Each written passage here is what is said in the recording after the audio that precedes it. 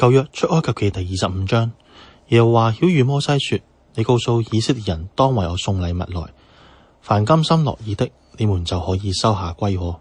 所要收的禮物就是金銀銅、藍色、紫色、朱紅色線、西麻、山羊毛、染紅的公羊皮、海狗皮、白鴿木、點燈的油，並做膏油和香的香料，紅瑪瑙與別樣的寶石，可以鑲嵌在以弗得和胸牌上。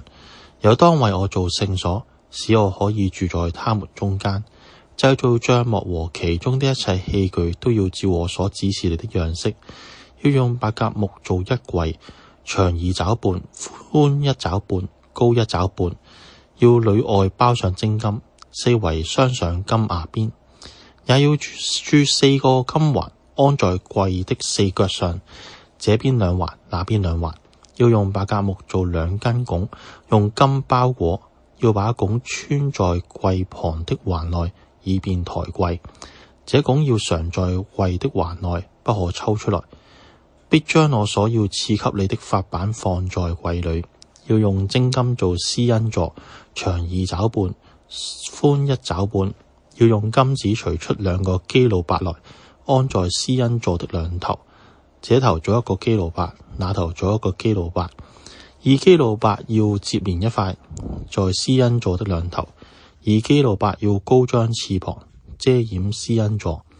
基路伯要臉對臉，朝着施恩座。要將施恩座安在櫃的上邊，又將我所要賜給你的法版放在櫃裏。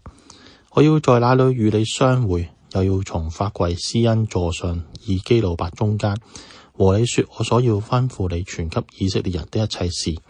要用白鴿木做一張桌子，長2肘，寬1肘，高1肘半。要包上精金，四圍鑲上金牙邊。桌子的四圍各做1掌寬的橫梁，橫梁上鑲着金牙邊。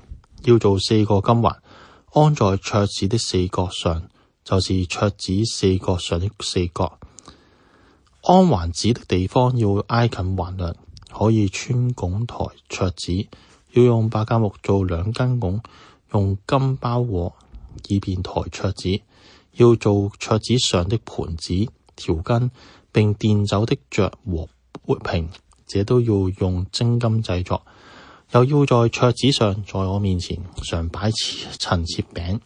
要用精金做一個燈台，燈台的座和缸與杯、球、花都要接連一塊取出來。燈台兩旁要插出6個枝子，這旁3個，那旁3個。這旁每枝上有3個杯，形狀像杏花，有球有花。那旁每枝上也有3個杯，形狀像杏花，有球有花。從燈台插出來的6個枝子都是如此。燈台上有4個杯，形狀像杏花，有球有花。燈台每2個枝子以下有球與枝子接連一塊。燈台出的6個枝子都是如此。球和枝子要接連一塊，都是一塊精金錘出來的。要做燈台的7個燈盞，祭司要點這燈，使燈光對照。燈台的蠟剪和蠟花盆也是要精金的。做燈台和這一切的器具，要用精金1他連得。要謹慎做這些物件，都要照着在山上指示你的樣式。